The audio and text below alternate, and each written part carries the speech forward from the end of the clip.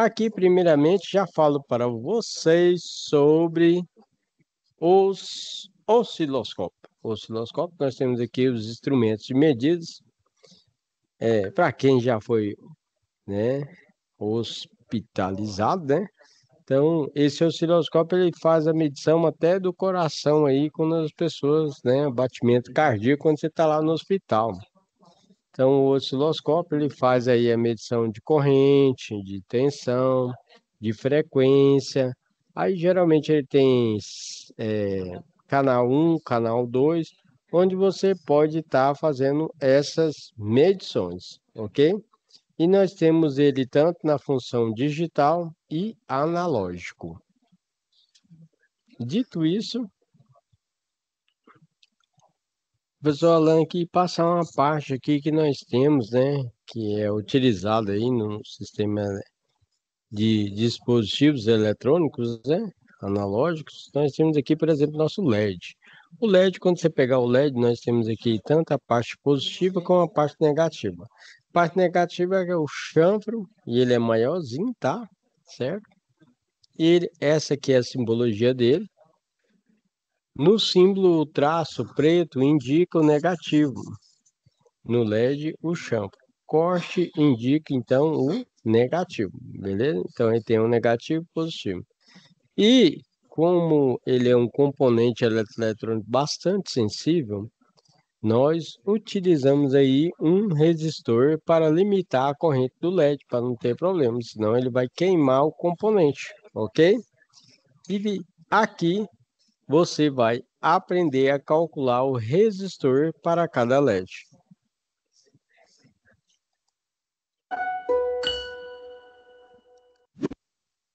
Princípio.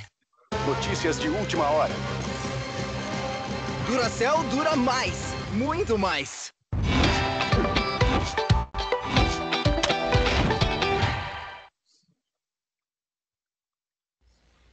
Olá, aqui é a professora Melissa. A gente, nessa apresentação, vai falar sobre os LEDs. O LED ele é um diodo, só que ele é um diodo emissor de luz. Essa característica ela é conseguida através dos materiais que se constrói o diodo. Então, através dos materiais, quando esse diodo conduz, e se ele é um LED, ele vai emitir uma luz, né? O LED, assim como um diodo normal, ele possui polaridade. Essa polaridade ela vai ter que ser indicada, né? Então, vai ter um terminal negativo e um terminal positivo. Na imagem ao lado ali, o terminal negativo, ou catodo, ou cátodo, ele é indicado pelo chanfro, ou seja, existe um corte no encapsulamento do LED indicando esse negativo. Às vezes, alguns LEDs não possuem esse corte, então eu poderia também identificar o negativo do LED olhando ele internamente. Se vocês olharem aqui na figura, eu consigo ver que o terminal negativo dele, lá dentro, ele tem uma área maior, então eu poderia identificar dessa forma. O pessoal também gosta de identificar através do comprimento do terminal. Isso só vale quando o LED for novo. Se ele tiver cortado com os dois terminais iguais, não é uma opção válida, né?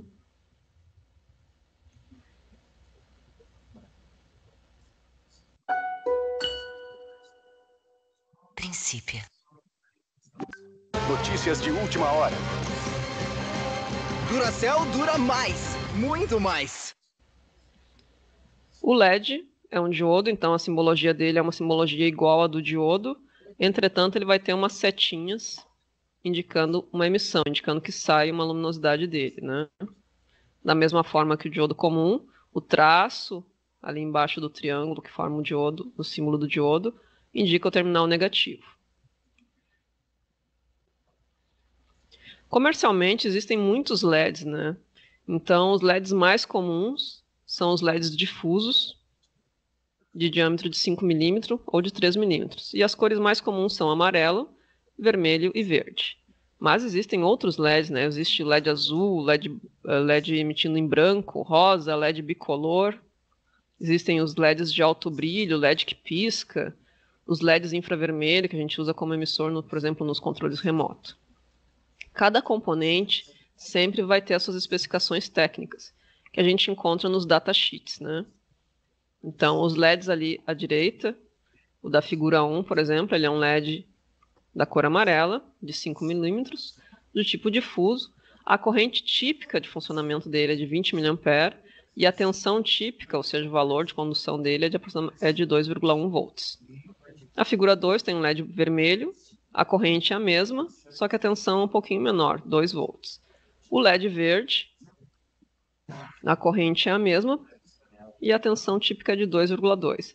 Existem alguns fabricantes que colocam tipo corrente máxima e corrente mínima. Nesse caso, a gente pega e coloca uma corrente mais ou menos no meio ali, né, para não ultrapassar o valor limite do componente.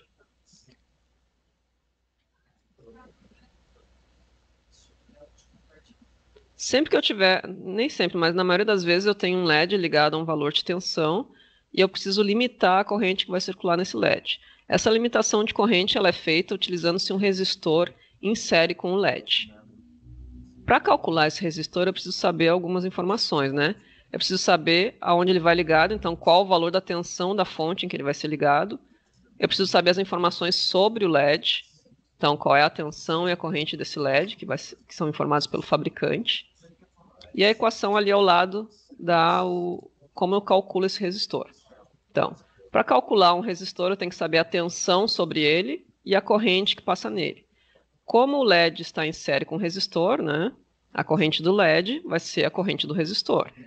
Então, a resistência do LED, que vai ser calculada em ohms, é igual que, primeiro eu calculo a tensão da fonte menos a tensão do LED, pego esse resultado e divido pela corrente do LED.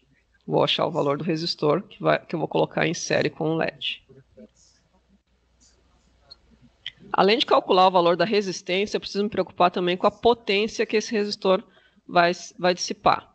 Então, às vezes, os LEDs estão ligados numa tensão muito maior ali, tipo, o LED está ligado lá em 20, 24 volts, então eu preciso, de fato, calcular a potência do resistor. Como é que eu calculo potência de forma geral? Potência calculada pela tensão vezes a corrente. Então, eu vou pegar, para calcular a potência naquele resistor que vai em série com o LED, eu vou pegar a tensão sobre esse resistor vezes a corrente que passa nesse resistor. Então, eu calculo a potência em watts. Princípio. Bem, amigos, sou o Coco Bambu, tenho o melhor do Brasil. Agora, olha só essa promoção imperdível. Vamos fazer um exemplo aqui. Então, eu tenho aqui um esquema eletrônico de uma fonte de alimentação linear. E a ideia é calcular ali o resistor R1 e o resistor R2. Então, o resistor R1 vai limitar a corrente para o LED 1 e o resistor R2 vai limitar a corrente para o LED 2. Note que o resistor R1 está ligado antes do regulador de tensão. Ele está ligado numa parte que seria uma fonte não estabilizada. Ali é indicado um valor de 15 volts DC, corrente contínua, né? E o R2 está ligado depois do regulador. Neste exemplo aqui, o regulador ali é um 7809. Então, 78 tensão positiva, 09, 9 volts. Então, eu tenho dois valores de tensão diferentes. R1 é alimentado por 15 volts e R2 é alimentado por 9 volts. Então, o primeiro LED é um LED amarelo. Então, as informações sobre o LED são: tensão do LED amarelo é 2,1 volts e a corrente é 20 mA. O LED amarelo é o LED 1, então ele está ligado em 15 volts. Logo, a tensão da fonte dele vai ser de 15 volts.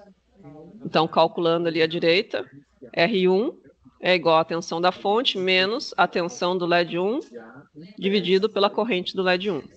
Então, 15 volts menos 2,1, o resultado disso dividido por 20 mA. 20 mA, como é que eu coloco isso na calculadora? 20 exponencial menos 3. Ou então, ali no ladinho, né, 20 mA é igual a 0,02 amperes. Calculando o resistor R1, eu encontrei 645 ohms. Se eu for lá na loja, eu não vou encontrar esse valor para vender, né? Então, eu tenho que pegar um valor próximo, um valor comercial. Comercialmente, eu teria o resistor de 570 e o resistor de 680. Nesse caso, eu optei pelo resistor de 680, porque o de 570 ficaria muito abaixo e faria com que a corrente passasse dos 20 mA. Então, o valor da resistência escolhida, 680 ohms. Preciso também calcular a potência do resistor. Sempre que eu vou comprar um resistor, eu compro o valor e a potência que ele suporta. Então, qual é a tensão que vai sobre o resistor 1? É a tensão da fonte menos a do LED, é o que sobra para o resistor. Quem é a corrente do resistor 1? É a mesma corrente do LED, que são os 20 mA. Calculando ali, então, 15 menos 2,1 vezes 20 mA, deu 258 miliwatts. 258 miliwatts, eu devo, na verdade, 1/4 de watt, daria 250 miliwatts, é melhor que eu opte por uma potência acima, né, dando um limite para o componente. Então, quando eu for comprar o resistor, eu vou comprar um resistor de 680 ohms e meio watt. O procedimento para calcular o resistor 2, que é o do LED 2, é igual ao resistor anterior. Então, o que eu tenho que cuidar? Que, na verdade, aqui o resistor, o LED 2, está ligado na saída, está ligado nos 9 volts, então a tensão da fonte vai ser 9 volts, e que ele é um LED vermelho. Então, a tensão do LED é de 2 volts. A corrente é de 20 mA. Estamos usando aqueles exemplos que eu dei lá no início. Então, para calcular o R2, então, 9 volts menos 2 volts, o resultado disso dividido por 20 mA dá um resistor de 350 ohms. Comercialmente, o resistor mais próximo é o de 330 ohms. De novo, vou calcular a potência agora desse resistor. O procedimento é o mesmo, e a potência calculada deu 140 miliwatts. Então, o resistor que eu devo comprar lá é um resistor de 330 ohms e 1/4 de watt. E aqui nós temos os componentes eletrônicos comuns aí, né? Como resistor LDR, resistor de alta potência, trim-pot, potenciômetro e o termistor. Aqui nós temos o resistor de filme metálico, carbono, tá vendo aqui, ó? Resistor aí de carbono aí, né? Olha o jeito que ele é aqui, né? Revestimento, né? Cortes de espiral.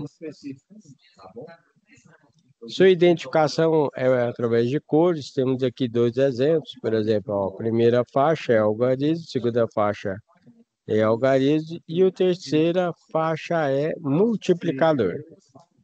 Nesse caso aqui, então, temos um resistor, né? Certo? E temos a parte que nós chamamos de tolerância, que pode ser prateado e dourado. Geralmente a gente chama de ouro, tá? Ouro é 5% a mais ou a menos e prateado é 10% a mais ou a menos.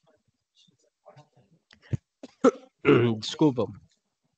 Temos 2 exemplos aqui, como 560 kΩ, onde o verde é 5, azul é 6, e aqui é a questão do carro, que no caso é 560 kΩ, ok? Aqui embaixo nós temos aí primeira faixa, segunda faixa, terceira faixa e a quarta faixa multiplicador, ok? E aqui nós temos a parte da tolerância. Esse resistor aqui nós chamamos que é um resistor de precisão, onde o valor dele é 237 ohms. Como está na faixa marrom aqui, a tolerância ele é de 1%. Pode variar 1% a mais e 1% a menos, ok? Outro resistor aí que a gente indica aí, nós temos um resistor de fio, né? Geralmente chamamos de níquel cromo, ok? Certo? Olha o formatinho, o jeito que ele é aqui, ó. Temos resistores em SMD, que já trabalha com a maior tecnologia, onde nós temos a possibilidade de reduzir mais e mais o tamanho do componente. Temos resistores variáveis. Resistores variáveis tem potenciômetro, né? Temos aqui essa parte aqui que nós utilizamos. Você coloca a chave de fenda aqui, ó, 1/8. Pode variar para mais e para menos, tá vendo aí, ó? E aí tem um convencional que perfura a placa e tem um resistor que é SMD que fica acima da placa, tá vendo?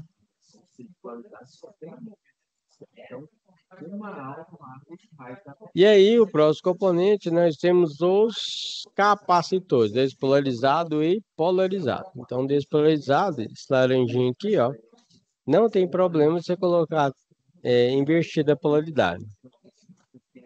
Esse daqui é o capacitor polarizado, onde você tem a indicação do negativo e, no caso, positivo. Aí você vai ver uma faixinha aí, ó, faixa indicando o lado da polaridade. Negativo, então, tem que ir no negativo e o positivo no positivo. Quando você compra o capacitor novo, né, ele tem a diferença também das pontas aqui dos terminais, tá vendo? Um vai ser maior e o outro vai ser menor. Ainda nessa parte de componente eletrônico, estamos aí com o transformador. O transformador ele tem entrada primária e saída de secundária.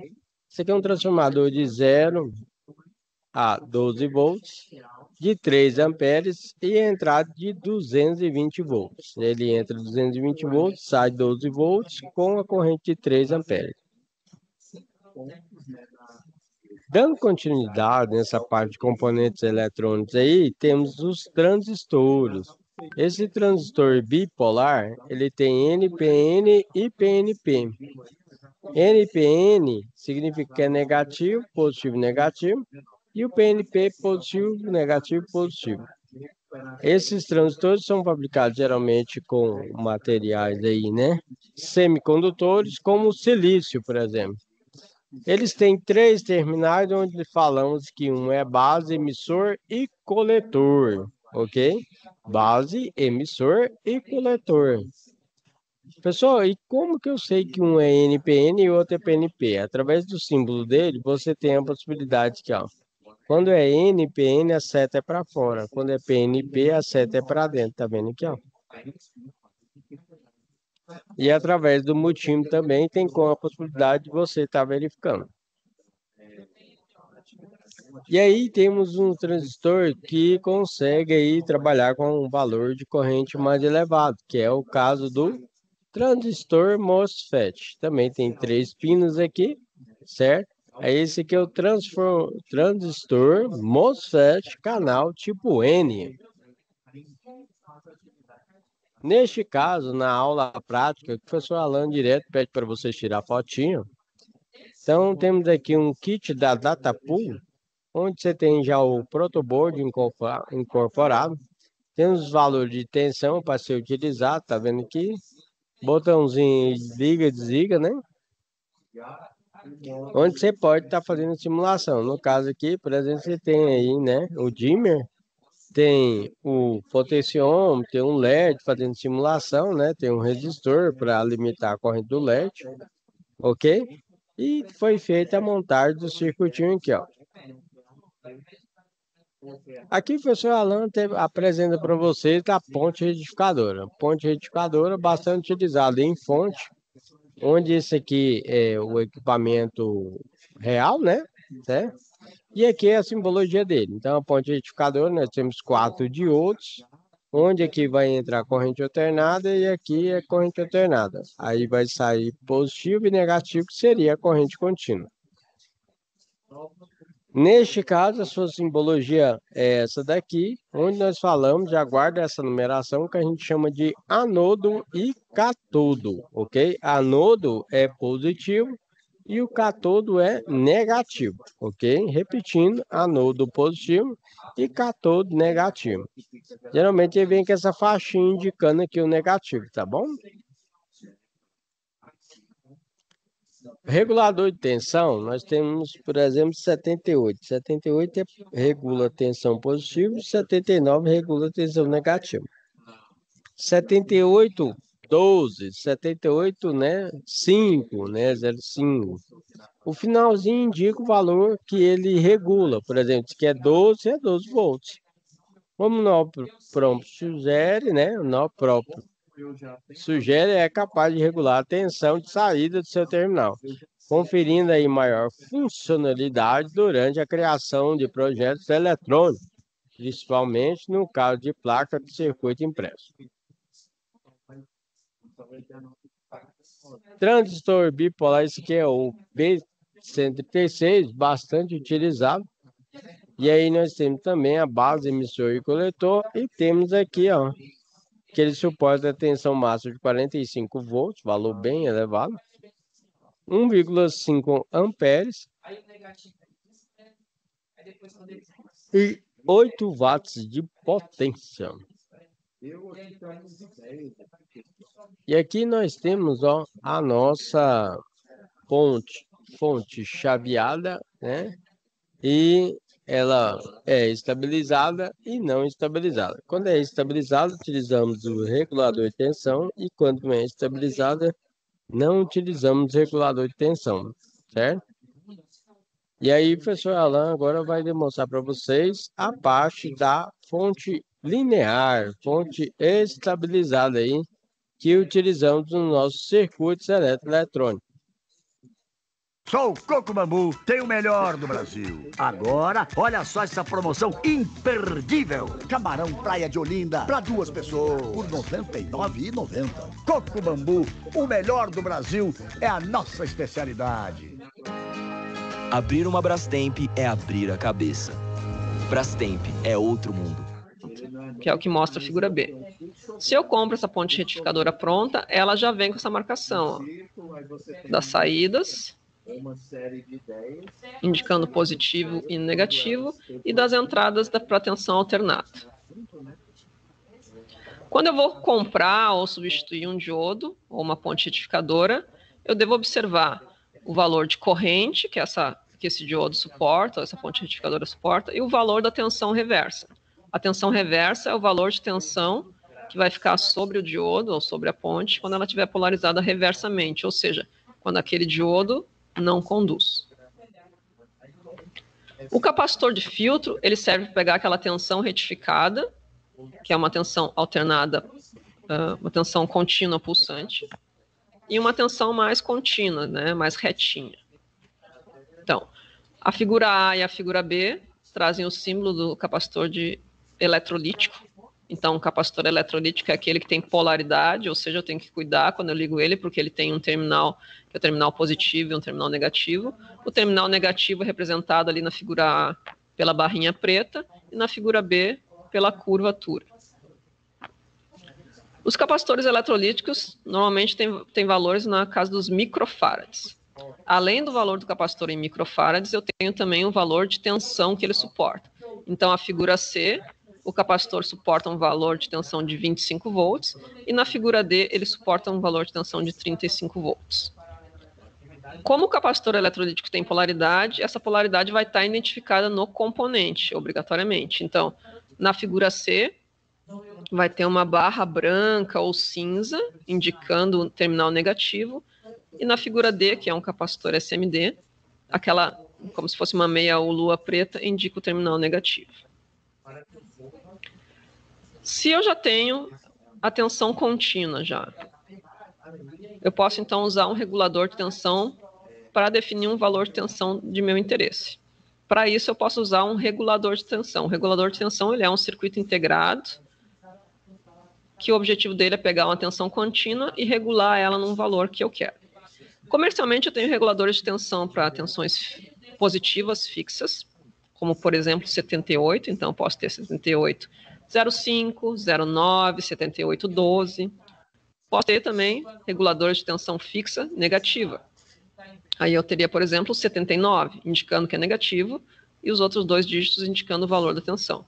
Existem também reguladores de tensão ajustáveis, como, por exemplo, o LM317 e para tensões positivas e o LM337 para tensões negativas. O mais comum é encontrar reguladores de 3 a 30 volts e valores de corrente de 500 mA até 1,5 A. A figura A traz a simbologia para o regulador de tensão positiva, ou seja, 78,05, por exemplo. Note que na simbologia o pino 1 é o VI, V input, tensão de entrada, pino 2 é o GND e pino 3 é o Vout, ou seja, tensão de saída. Já para o LM317, que é um regulador ajustável, o pino 3 é a tensão de entrada, o pino 1 é ajuste e o pino 2 é a saída. Então eu tenho que cuidar bem quando eu estou lendo o esquema eletrônico para não me confundir. Os encapsulamentos, ou seja, aspecto real, formato do componente, pode variar. Então, o mais comum de achar os reguladores 78, da família 78, é o encapsulamento TO220, que é indicado ali na figura C. Note que esse encapsulamento TO220 não serve somente para reguladores de tensão, ele serve também para transistores, para TRIAC, SCR, enfim. Então, eu tenho que cuidar, quando eu olhar um componente, eu tenho que, além de achar que eu tenho que ler estampado o nome dele na frente, no corpo dele. Existem ainda outros encapsulamentos. Os metálicos, ali da letra D, da figura D e F, e o encapsulamento SM dele, que é o TO263 da figura E. Sempre devo baixar o datasheet do componente e observar qual é a capacidade dele em termos de corrente. Pensando já no funcionamento do circuito, qual é a ideia? Eu tenho, então, na figura A, identificada a tensão de entrada, que vem da rede elétrica, 110 ou 220. Eu tenho um transformador, cuja função é rebaixar. Note que a onda da figura A e a onda da figura B, elas são iguais. O que diminui é a amplitude, ou seja, a tensão. O transformador, ele não muda o tipo de onda, ele só diminui o valor da tensão, tá? O retificador, ele vai ter a função de transformar aquela tensão alternada, que já vem rebaixada do transformador, em tensão contínua pulsante, que a figura C mostra. Mas como é que funciona isso? A tensão alternada, ela possui, no momento positivo, um semiciclo positivo e um semiciclo negativo, e ela fica alternando isso, né? Por isso que ela é chamada de alternada. Se eu pensar num primeiro momento, marcado em vermelho, que eu tenho no ponto inicial ali tensão positiva, lá do outro lado do transformador eu vou ter tensão negativa. E aí isso aí faz com que a marcação em vermelho indicada ali saia, passe por um diodo, passa por uma carga ligada na saída ali, retorna, passa por outro diodo e volta para o transformador, a corrente elétrica. Quando o semiciclo é o semiciclo negativo, ele está sendo indicado aí em azul. Então, significa que eu tenho positivo em cima do transformador e negativo ali na parte de cima do transformador e positivo lá embaixo. Então, o que acontece? Acontece a mesma coisa, só que agora 2 outros diodos vão conduzir. Por que um ou outro diodo conduz? É em função da polarização, né? O diodo só conduz se ele está polarizado diretamente. Então, por isso que conduzem, aí 2 diodos conduzem no momento 1 e os outros 2 diodos conduzem no momento 2. Note que a tensão de saída está ilustrada ali na imagem C. Então, no momento 1 eu tenho uma onda, que é resultado do semiciclo positivo, e no momento 2 eu tenho uma onda, um semiciclo, que é consequência do semiciclo negativo. Entretanto, a tensão que fica na saída é tensão positiva, tá vendo? Os semiciclos são só positivos. Isso já caracteriza a tensão contínua, não tem nada negativo, é tudo positivo. Entretanto, essa tensão não é uma linha reta, então ela é chamada de tensão contínua pulsante, porque a onda vai até um valor máximo, depois ela volta a zero, vai a um valor máximo, volta a zero. Então ela é chamada de tensão contínua pulsante. Acrescentando um capacitor de filtro, o que ele faz? Ele vai ajudar a preencher com energia aqueles espaços vazios, né? Então a onda agora ela não vai mais voltar a zero. O capacitor se carrega, e naquele pedaço onde faltava energia ali, o capacitor preenche, porque ele se carrega com energia e ele libera, ele se descarrega naquele intervalo. Essa carga e descarga do capacitor aí depende do valor dele em microfarads e depende do que eu tenho ligado na carga. Então dá para calcular isso em função da carga que eu vou alimentar. Essa onda, então, em laranja, aqui na figura C, ela representa uma tensão contínua e ela tem uma ondulação, uma tensão de ondulação ali. Ela baixa até um valor ali, mas ela baixa pouquinho, ela sobe de novo. É chamada também de tensão ripple, tensão de ondulação ou ripple. Tendo essa tensão com o capacitor ali, o regulador de tensão já é capaz de regular. Então, para que o regulador funcione, ele precisa de 2 coisas. Ele precisa do capacitor, porque se eu usasse o sinal sem o capacitor, ia ir para zero, aí o regulador não consegue regular. Então, além de ele ter uma tensão mais ou menos estabilizada na entrada dele, ele precisa também ter um valor mínimo. Então, por exemplo, se eu quero um regulador 78 é positivo, 0,5 a 5 volts, eu tenho que ter na entrada dele pelo menos uns 3 volts a mais. Então, tem que ter 5, 6, 7, teria que ter na entrada pelo menos 8 volts. Note que a tensão que tem na entrada do regulador ela é chamada de tensão não regulada, né? Tensão ela já é considerada uma fonte. Eu já posso considerar que colocando só retificador e capacitor, eu já tenho uma fonte, mas é uma fonte não estabilizada. Qual é a desvantagem de ter uma fonte não estabilizada? Então, pessoal, o professor Alain passou uma parte aí, né, de fonte de alimentação aí, estabilizado e não estabilizado, né? Esse vídeo aí é fornecido pelo Senai Play, que nós temos uma parceria aqui, que nós somos do Senai, né? E aí, dando continuidade, explicando aqui a nossa situação de aprendizagem, então você tem que projetar um circuito para proteção de controle remoto utilizado em aparelhos de ar-condicionado.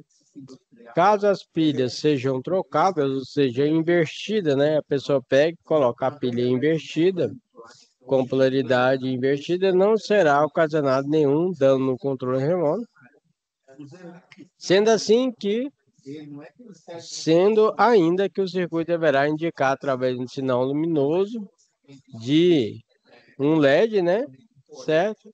Que as pilhas estão na posição correta. Para tal, você deverá utilizar os componentes disponíveis no almoxarifado, priorizando aí a solução com o menor custo. Então, neste caso aqui, falando na parte prática para vocês, hoje a maioria dos controles, né? Dizer 100%, né? De 90% a 100%, já tem esse circuito disponibilizado, não com LED, mas sim, se caso o cliente inverta aí a polaridade das pilhas, não vai sofrer nenhum dano nenhum no controle nem no equipamento, né, pessoal? Já prevendo isso aí, os fabricantes já trabalham com esse tipo de circuito, onde o circuito só vai funcionar se ele estiver com a polaridade correta, ok? Certo? Dito isso, essa é a parte da nossa situação de aprendizagem 1. Então, praticamente, nós vamos utilizar as pilhas, né? Tá utilizando aí o diodo mais o resistor, né? O resistor é para limitar a corrente do LED, que eu falei para vocês. E desenvolvendo um cálculo básico aqui para vocês, que eu coloquei aqui, ó. A tensão aqui da fonte é 3 volts. Nós temos duas filhas. 3, 1,5 mais 1,5 dá 3 volts, né? E aí a nossa tensão nominal, ela tem que levar em consideração a queda de tensão do equipamento aí do diodo, porque o diodo ele tem 0,7 volts aí de queda de tensão. Então, neste caso, não temos 3 volts, e sim 2,3 volts, ok?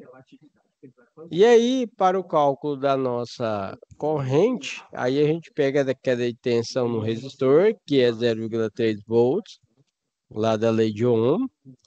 Calculando a resistência elétrica, vai ser a tensão dividida pela corrente, de acordo aí com a nossa lei de Ohm, né? Resistência, então, é igual a 0,3 dividido por 0,02, que é igual a 15 ohms, ok? E agora o professor Alan vai explicar para vocês a situação de aprendizagem 2. Nessa situação de aprendizagem 2, certo? Nós temos que utilizar isso aí, que é o CI, que nós chamamos de circuito integrado, certo? Ele tem uma geração de pulso aí com onda quadrada, né? Onde você vai determinar o tempo. O tempo pode ser 2 segundos, 1 segundo, 3 segundos, 4 segundos, 5 segundos, e assim sucessivamente. Isso vai ser de acordo com o nosso capacitor e resistor que você vai definir. Aqui o professor Alan gosta de mostrar também o equipamento aí, se você fosse comprar. Professor, eu quero comprar o CI 555. Tá aqui o formato dele, tá vendo? Esse aqui é o CI 555, né? Aí ele tem 8 pinos, onde o VCC é o positivo e o GND, que é do ground, que é o quê? Que é o nosso negativo, ok? Então aqui, ó, VCC positivo, que é a tensão corrente contínua, né? E o GND é o negativo. Aqui o trigger é o que? O gatilho. Aqui nós temos a descarga. Temos aqui a saída, que é output. Temos aqui a corrente liminar. O controle da tensão, né? E o nosso reset. O reset é o 4, tá, pessoal? Para isso, então, vamos utilizar o CI 555, ok? E vamos definir aqui o nosso capacitor. O capacitor, né, para fazer o acionamento aí no sentido do motor, que ele vai girar tanto no horário como no anti-horário, tá bom? Neste caso aqui, o nosso capacitor escolhido foi um capacitor de 100 microfarads. Só por que 100 microfarads? Microfarad é porque o cientista que estudou essa grandeza elétrica chamava-se senhor Faraday, ok? Então ele deu aqui 100 microfarads porque estamos determinando, né, um tempo de 5 segundos para o acionamento da nossa onda quadrada, ok? Certo? Aqui, então, vamos ter aqui o nosso tempo de 5 segundos.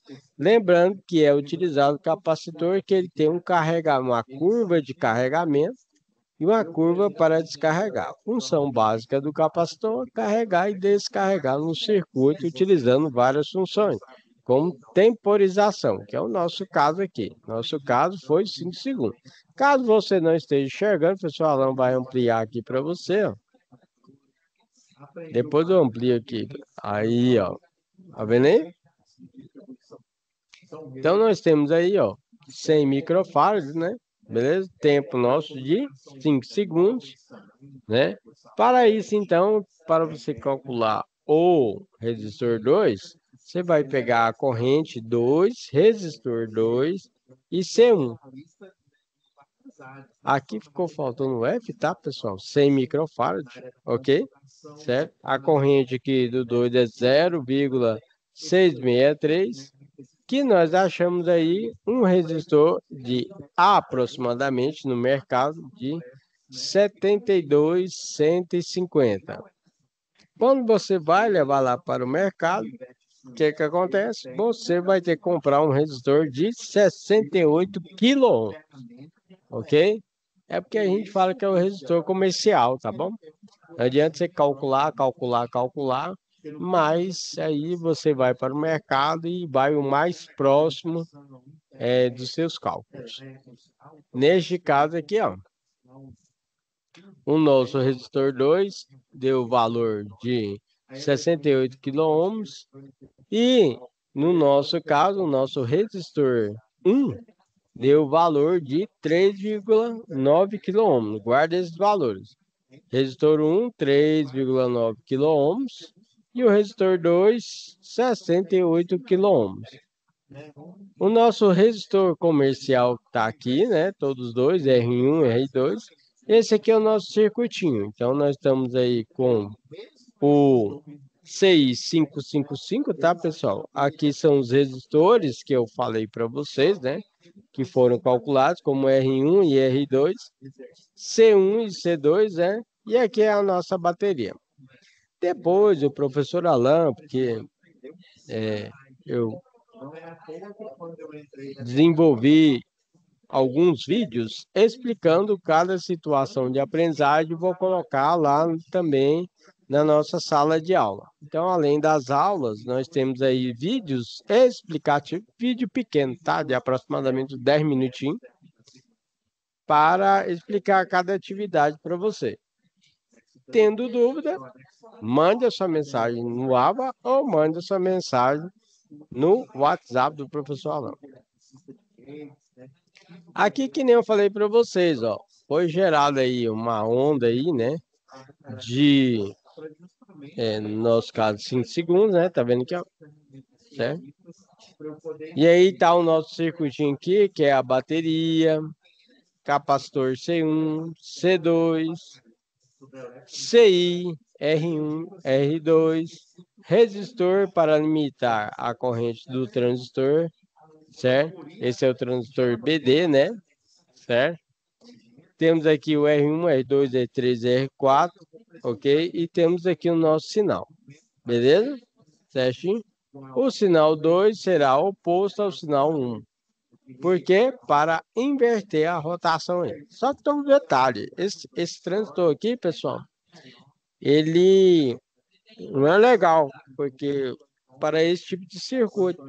Por quê? Porque logo ele vai queimar. Ele trabalha com corrente muito baixa. como você vai fazer um acionamento do motor, aí você precisa de um transistor já mais parrudo.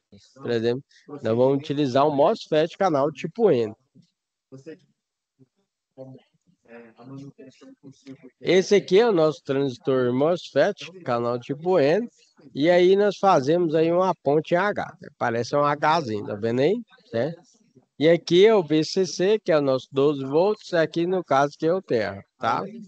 Então, por último, para a mudança do sentido do giro do motor, dimensiona-se uma ponte H, que é essa daqui, ó. 4 transistores MOSFET, certo? Para que o motor funcione. Transistores bipolares não são recomendados para o uso em circuito de corrente elevada. Lembra que eu falei? Sendo necessário, então, o uso de 4 transistores MOSFET, canal tipo N. Lembrando que N é negativo, ok? Certo? Então, tá aqui os transistores, que a gente chama aí, né, no caso que vai ser, como já tem um transistor, vai ser, que é esse daqui, né? A gente fala que é Q1, Q2, Q3, Q4 e Q5. Repetindo, letra Q do transistor, aí Q2, Q3, Q4 e Q5. Agora, falando para vocês, ainda dá tempo, deixa eu dar uma olhada aqui, da nossa situação de aprendizagem 3. Na situação de aprendizagem 3 aqui, ó,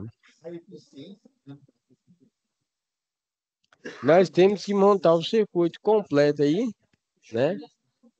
Levando em consideração o transformador, o circuito bem completinho, ok? Então, utilizar um transformador 220, 12 volts, coloquei aqui do lado, tá vendo aqui, ó? Ponte dos diodos de 3 amperes, né? Que vocês viram lá. Quando a gente dimensiona aqui, no caso da situação de aprendizagem, está pedindo 15% da tensão de entrada. A tensão aqui que está sendo fornecida é de 15,5 volts, então 10% de 15,5 é 1,55 volts. Que está aqui, ó. Tá vendo aí? Aí quem solicitou isso é o exercício, a situação de aprendizagem, tá bom? Aí o cálculo para o capacitor, que é a parte do filtro, aí esse é o nosso cálculo. E tivemos um valor total comercial de 12.000 microfarads com a tensão máxima de 25 volts. Pessoal, mas você está falando filtro, eu não peguei a explicação lá que passou, o senhor pode falar? Posso. Quando chegar a tensão aqui, pessoal, nós temos aí, por exemplo, né, 12 volts alternado. Vai chegar aqui 12 volts alternado, tem que sair 12 volts contínuo. Aí essa tensão aqui, pessoal, ela funciona assim, ó. Deixa eu sair aqui, deixa eu ver se vai dar para anoitecer, por quê? Porque você tem a continentalidade, que é o fluxo de ar que vem do mar para o continente. Então, vamos ver se vai dar certo agora. Ó. Aí, deu certo. Então, você imagina que chegou aqui, por exemplo, ó. Você pode até usar solar e aerólico. Fase então, você vai auxiliar e neutro, na elaboração tá? de um brainstorm, ou seja, depois sai o transformador. Fase e neutro. Aí aqui vai sair positivo e negativo. Só que esse positivo e negativo que saiu aqui, pessoal, ele não é estabilizado. Então ele tem que ser estabilizado, porque ele vai fazer assim, ó. Isso aqui é uma onda, né? Vamos dizer que é uma onda pulsante, ó. Uma corrente contínua pulsante. Tá bem aqui, ó. Certo? O diodo, ele conduziu, como nós temos 4 diodos, ele vai ser o quê? Uma onda completa, tá? Mais ou menos assim, ó. A gente fala que é uma ponte retificadora completa. Então eu vou fazer assim, ó, tá vendo? Fazer a onda bonitinha. Diz que, né, com bico assim não, tá, gente? Mas fazendo aqui, né? essa folha aqui, né? Aí nós falamos que não é estabilizado. Na hora que você coloca lá o capacitor, o que o capacitor vai fazer? Ele vai fazer o seguinte, ó. Ele vai pegar, vai fazer um filtro. O que é o filtro? Ele carregou baixo custo de investimento. Então imagine que ele carregou. E aí ele vai descer para cá? Não, ele vai descarregar e vai fazer isso aqui, ó. Carregou, descarregou. Carregou, descarregou. Carregou, descarregou. E assim sucessivamente. Então, na verdade, a nossa onda pulsante disso aqui, ó, ela vai passar para cá, ó, por exemplo.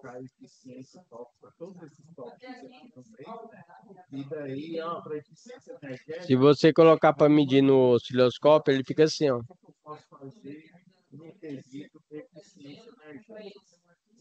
Tá vendo aí?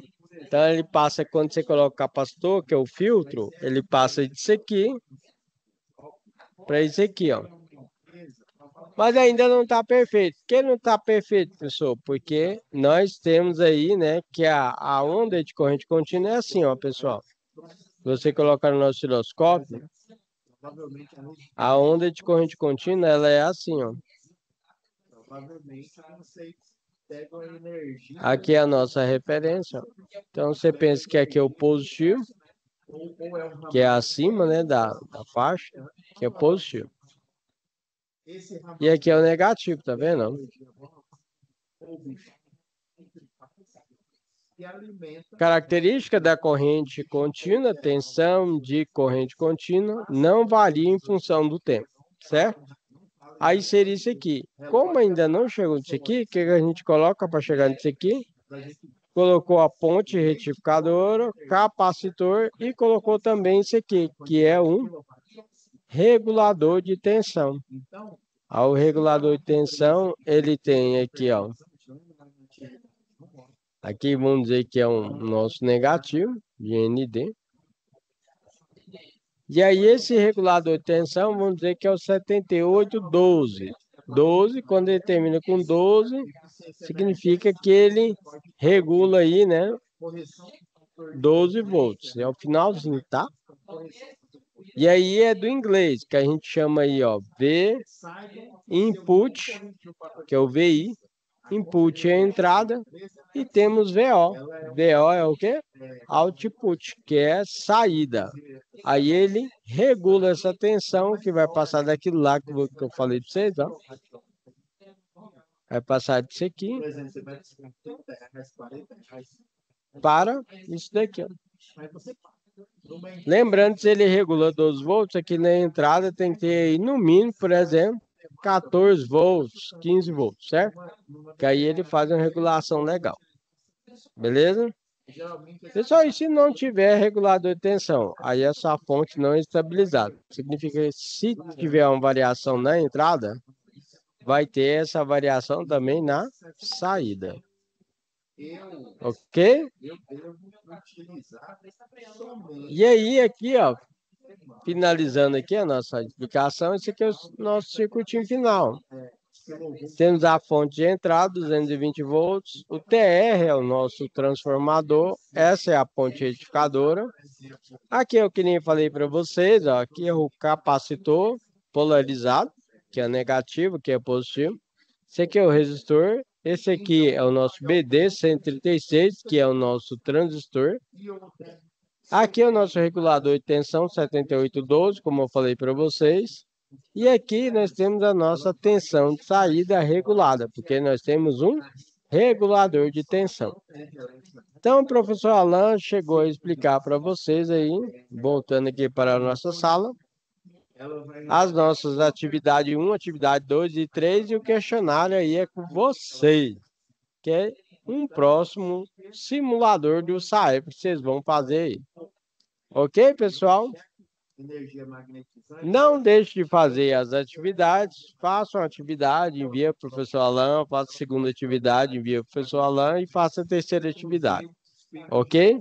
Qualquer dúvida, o professor Alan está disponível aqui no ABA, como também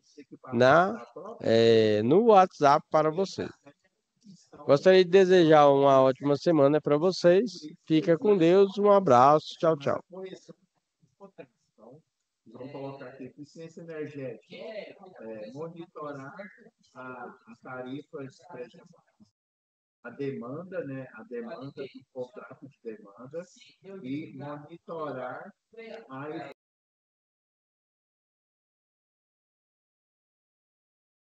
de protótipos de circuitos eletrônicos. Por quê? Quando a gente fala em eletrônica, logo vem à mente a ideia de uma placa de solda entre esses componentes. Então o protoboard permite fazer isso, só que de uma maneira mais rápida, sem precisar soldar, sem precisar cortar terminal de componente e podendo reaproveitar ele várias e várias vezes para fazer muitas montagens diferentes, certo? Então a primeira característica de um protoboard é o número de pontos. Então, cada pontinho desses que vocês percebem tem a possibilidade de ser colocado um componente, uma conexão, um fio. Então, quando a gente vai até uma loja comprar um protoboard, uma informação que o vendedor vai pedir é justamente o número de pontos. Então, esse aqui, para vocês terem ideia, tem aproximadamente 3.000 pontos. É um modelinho bem grande. Mas existem menores, como esse aqui, por exemplo, tem aproximadamente 900 pontos. E acaba também, para quem está começando agora, de repente, sendo mais em conta, né? Tendo um valor um pouco mais acessível. Mas, enfim, todos eles, não importa a quantidade de pontos, a marca, enfim, a característica é basicamente a mesma. Aí o que acontece? Além desses pontos que nos permitem fazer a inserção e a colocação dos componentes, o protoboard já tem internamente algumas ligações pré-estabelecidas, ou seja, esses pontos eles já têm algumas ligações internas. Como é que acontece? Esse aqui, por exemplo, vocês percebem que ele até tem algumas indicações de linhas azul e vermelha, com um símbolozinho de mais e de menos.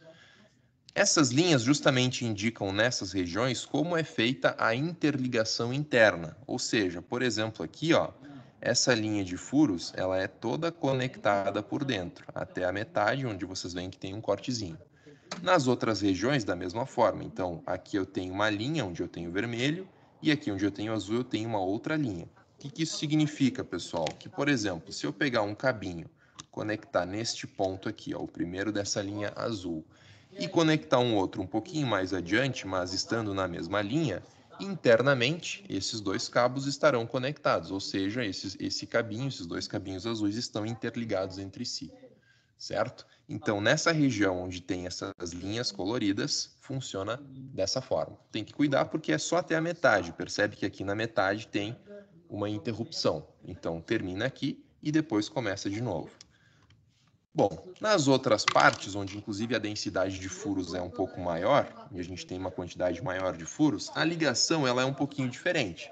Mas também, por dentro, internamente, os furos estão conectados. De que maneira? Aqui a ligação é em colunas. Então, cada coluna dessas tem 5 furos, então por baixo dessas colunas tem a ligação. Então, aqui eu tenho uma ligação, aqui eu tenho outra, aqui eu tenho outra e assim por diante.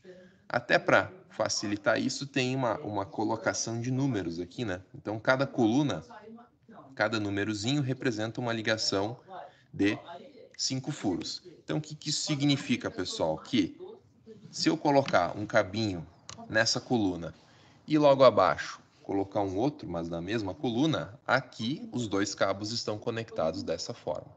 Tem que tomar cuidado também, porque esses 5 de baixo, eles se separam dos 5 de cima. Então, aqui eu tenho de 5 em 5 e aqui eu tenho de 5 em 5 também, certo? Essa região onde a densidade de furos ela é maior é justamente a região onde normalmente a gente coloca os componentes. E essas regiões marcadas aqui, onde eu tenho vermelho e azul, a gente em geral usa para alimentação, para colocar ali a fonte que vai alimentar o nosso circuito, que vai ligar o nosso circuito. Além disso, os protoboards também, esses que têm uma base, vêm com bornes que nos permitem fazer conexão, né, de um cabo que vem de um gerador, que vem de uma alimentação externa. Mas lembrando, esses bornes não têm conexão com essa parte dos furos. Então, se a gente quiser conectar, eu vou ter que fazer alguma estrutura aqui com um cabinho, né, levando a corrente elétrica daqui até a região intermediária. Se vocês têm alguma dúvida do que eu estou colocando até aqui, deixa sempre aí no comentário e depois a gente esclarece.